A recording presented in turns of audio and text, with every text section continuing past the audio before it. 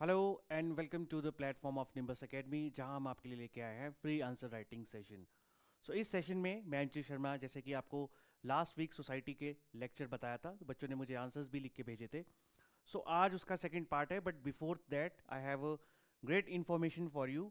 Nimbus Academy आपके लिए लेके आए हैं H P S 2026, H P S N T allied किसी भी पर्पज़ के लिए टेस्ट सीरीज लेके आए हैं 2026, जिसका नाम है संभव। इसकी खास बात यह है कि 50+ टेस्ट होंगे, जिसमें यूनिट टेस्ट भी हैं, और प्री के बाद जो है आप एफ भी दे सकते हो। तो आपके पास मेन से पहले एक अच्छा क्वेश्चन बैंक बन जाएगा 1000+ क्वेश्चंस का।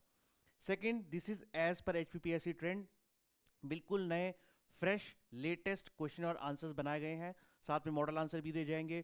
उसमें अप्रोच, इंट्रो, बॉडी, कंक्लूजन सब फॉर्मेट में लिखा होगा, ताकि आपको आंसर लिखने में आसान रहे कि आंसर आखिर लिखने कैसे है। तो लेटेस्ट बनाए गए हैं एच के, जैसे रिसेंट पेपर आ रहे हैं एच और ACF के, एग्जैक्ट वैसे ही यहाँ पे हमने बनाए हैं। स्पेशल हिमाचल का वैल्यू पैक डाला है, क्योंकि हिमाचल में थोड़ी ज़्यादा इशू रहता है स्टूडेंट्स को, तो उसको एनरिच करने के लिए, वैल्यू एडिशन करने के लिए स्पेशल पैक लिए दिया गया है। प्री प्लस मेंस दोनों का पैक अवेलेबल है, आप कंबाइंड फॉर्म में भी ले सकते हो।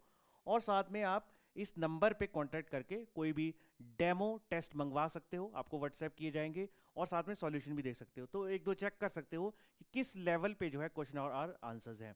अगर आप निम्बस के एक्स स्टूडेंट्स हैं, या फिर आप ऑलरेडी मेंस में अपीयर हो चुके हैं, तो अपने क्रेडेंशियल देके आप डिस्काउंट भी पा सकते हो। तो अब शुरू करते हैं आज का topic, which is related to society.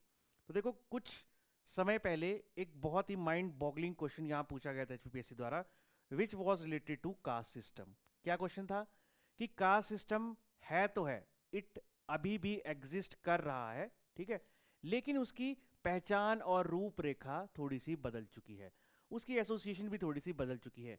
पहले गांव में हिरार्की के रूप में चलता था कि सबसे ऊपर सर्टन कास्ट है, फिर उससे नीचे कोई और, फिर उससे नीचे कोई और। अब ये पॉलिटिकल आइडेंटिटी, राजनीतिक आइडेंटिटी के रूप में चेंज हो चुका है। तो ये क्वेश्चन था। अब इस क्वेश्चन को समझने और डिकोड करने में भी काफ़ी मुश्किल हुई, हालांकि क्वेश्चन थोड़ा सा था ऐसा माइंड बेंडिंग सा, but answer was very simplified. तो कास्ट शुरुआत कैसे करनी थी कि कास्ट जो है अब नो लॉन्गर रिचुअल स्टेटस है। पहले सिर्फ इसको रिचुअल के तौर पे माना जाता था कि अनटचेबिलिटी नहीं करनी है, अब ये इस तरह का नहीं रहा है, ये कैसा बन गया है, एक पॉलिटिकल रिसोर्स बन गया है। एग्जाम्पल साथ में कोट करने हैं, जैसे बहुजन समाज पार्टी की दलित मोबिलाइजेशन है, ठीक है, दलितों के दम पे ही उनके वोट, उनके राइट्स को ध्यान में रखते हुए वो सरकार में आए थे, और 5 साल उन्होंने एज ए लीडरशिप वहाँ पे काटे। उसी तरह मराठा और पाटीदार ने भी एक बहुत बड़ा मूवमेंट शुरू किया था कि इनको जो है रिजर्वेशन दिया जाए। तो जो थिंकर थे, थिंकर भी आप कोट कर सकते हो अगर आपको पता है सोशोलॉजी के, MN श्रीनिवासन थे।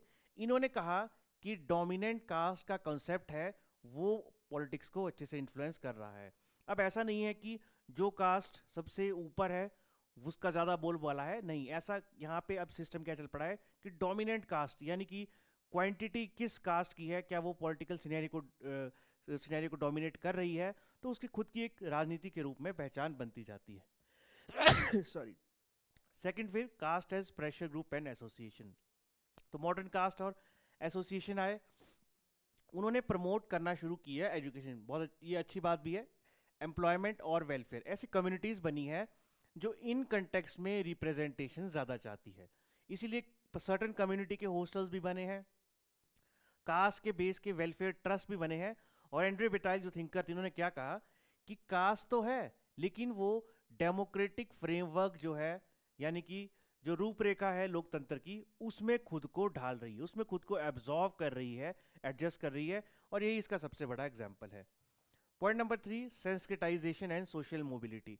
सेंस्क्रिटाइजेशन जो शब्द है उसका मतलब संस्कृत से निकल के आया। तो पहले के टाइम में क्या होता था कि जो हायर कास्ट थी, पंडित थे, ब्राह्मण थे, सिर्फ उन्हीं को संस्कृत लैंग्वेज यूज करने दी जाती थी, या फिर वही शास्त्रों को पढ़ सकते थे जो कि संस्कृत में थे।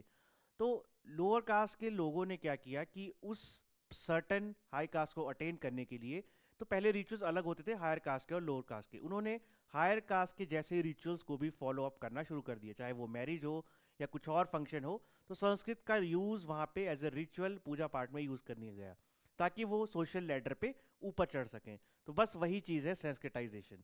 तो lower caste adopted upper caste practices, ताकि वो गेन कर सके सोसाइटी में स्टेटस।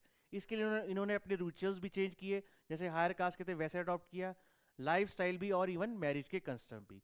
एम एस श्रीनिवासन ने इसको क्या टर्म दी है, सेंस्क्रिटाइजेशन। ये सारे आपको की वर्ड मिल जाएंगे।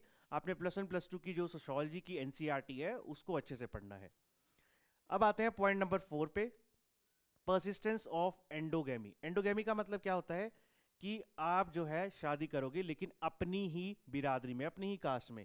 तो मैरिज बेशक चीज़ें बदल रही है, लेकिन कास्ट बेस्ड मैरिज का अभी भी बोलबाला है। मेजॉरिटी ऑफ इंडियंस जो है वो मैरिज अपनी ही कास्ट में करना पसंद करते हैं, और इस वजह से an number of order killings भी हमें देखने को मिलती है। So there was a thinker called G घुरिये। उन्होंने कहा कि एंडोगेमी कास्ट बेस पे अभी तक सबसे ज़्यादा प्रेवलेंट है। Point number 5, reservation and state recognition. इसमें बताने की जरूरत नहीं है कि अब कास्ट आइडेंटिटी रिचुअल से ज़्यादा रिप्रेजेंटेशन पे भी जा रही है। तो SC ST ओबीसी है, उनके लिए एफर्मेटिव एक्शन यानी कि पॉजिटिव डिस्क्रिमिनेशन लाया गया है, जहां उनको ये कहा जाता है कि आपके एलिजिबिलिटी क्रेडेंशियल थोड़े से कम होंगे बाकियों से, तो आप जो है ज़्यादा रिप्रेजेंट हो सकते हो, क्योंकि जो जितना एजुकेटेड होगा उतना पैसा आएगा, पॉलिटिकल रिप्रेजेंटेशन होगी, तभी स्टेटस में थोड़ी इक्वलिटी यहाँ पे आ पाएगी। Point number 6, caste in urban and economic life. तो ऑक्यूपेशनल रिजिडिटी है नो डाउट, लेकिन वो तो कम हो गई है। पहले ऐसा होता था कि सर्टेन कास्ट है वो सिर्फ वही काम करेगी जो उसको बताया गया, तो अब ऐसा हमें अर्बन एरियाज में देखने को नहीं मिलता। अकॉर्डिंग टू स्किल्स यहाँ पे एम्प्लॉयमेंट दी जाती है, लेकिन हाँ कास्ट नेटवर्क जरूर इन्फ्लुएंस करते हैं। कोई बिजनेस एम्प्लॉयमेंट है, एक सर्टेन कास्ट सबसे ज़्यादा फेवर किसको करती है, अपने फ्रेंड्स को, अपनी फैमिली, अपने रिलेटिव्स को, तो वो एक ही कास्ट के होंगे। तो इस तरह से कुछ बिजनेस और एम्प्लॉयमेंट सेटअप होती है, ठीक है। तो लुइस डुमोंट जो एक थिंकर थे, इन्होंने क्या कहा इसको, hierarchy as a structural feature. जो समाज का ताना बुना है उसमें हिरार्की ही रोल प्ले कर रही है। Point number 7, rise of identity politics. तो डेमोक्रेटिक पॉलिटिक्स जब इलेक्शन होते हैं तो ये जो कार्ड है ये ज़्यादा खेला जाता है, कास्ट को यूज़ किया जाता है एज कलेक्टिव बार्गेनिंग, यानी कि सब मिलके जो है वोट मांगेंगे कि हमारी सर्टन कास्ट है या फिर हमारा रिप्रेजेंटेटिव सर्टन कास्ट का है तो उसको वोट दो, ठीक है। तो पॉलिटिकल आइडेंटिटी यहाँ पे बन गई है। Point number 8, decline of ritual but persistent of social discrimination. Untouchability absolutely ban कर दिया आर्टिकल 17 ने, ठीक है, लीगली एबोलिश्ड है, लेकिन कास्ट बेस्ड वायलेंस हमें न्यूज़ में बहुत देखने को मिलता है। चाहे ऑनर किलिंग है, चाहे ये कहा जाता है कि एक सर्टेन एरिया से मैरिज की बारात नहीं जानी चाहिए, तो ऐसे केसेस हमें देखने को मिलते हैं। तो नो डाउट जो डिस्क्रिमिनेशन है वो तो अभी भी परसिस्टेंट है। तो BR अम्बेडकर जी ने क्या कहा था इसे, caste as a system of graded inequality.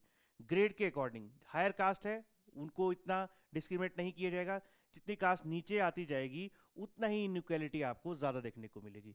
So conclusion में आपने क्या लिखना था, that caste in India is not disappearing, ठीक है, ये डिसअपियर नहीं हुई है, बस इसने अपनी रूपरेखा बदल ली है। अब ये फ्लेक्सिबल सोशियो पॉलिटिकल आइडेंटिटी बन चुकी है। पहले रिजिड रिचुअल्स होते थे, अनटचेबिलिटी होती थी, वो अब पूरी तरह से वीक हो गई है। लेकिन हाँ, हमें नई नई एसोसिएशनल, जैसे हमने ऊपर टॉपिक्स में भी पढ़ा, और पॉलिटिकल फॉर्म्स में इसका चेहरा देखने को मिल रहा है। इसी के बेस पे 2 क्वेश्चन है, इंग्लिश एक क्वेश्चन है, इंग्लिश हिंदी दोनों में है, किसी में भी आप लिख सकते हो। 2 पेजेस में आपने ये लिखना है, जैसा आपको टॉपिक पढ़ाया ठीक उसी तरह अपने अपने हिसाब से भी अपने एग्जाम्पल के थ्रू और अच्छे वे में इसको लिख सकते हो। PDF फॉर्मेट में आपने इसको भेजना है, जो हमारा टेलीग्राम ग्रुप है वहाँ पे जो है आपने अपना नाम लिखना है शीट के ऊपर ही, और फिर इसको सेंड करना है PDF फॉर्मेट पे, याद रखिएगा। So the question is this, the caste system in India is transforming rather than disappearing.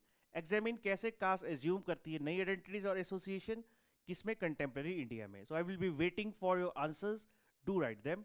Thank you so much.